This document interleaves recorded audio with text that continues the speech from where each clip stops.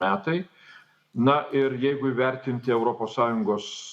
būseną, kokioje esam dabar, koks yra mūsų pasirengimas tokiai atgrasymui ir gynybai nuo potencialios agresijos, tai čia verta prisiminti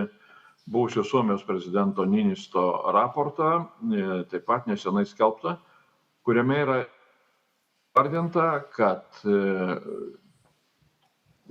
tas, vadinkim taip, skirtumas tarp to, ką turim turėti ir kur dabar esam, yra tikrai didelis, tai vadinami gap yra dideli ir tai turim iš tiesų konstruoti tokias priemonės, kurios mums leistų gana greitai didinti savo pasirengimą, o tai reiškia, kad reikia plėtoti savo pramonės pajėgumus, reikia gaminti žymiai daugiau ginkluotės pasirengimui, o tam reikia ir žymiai didesnių pinigų.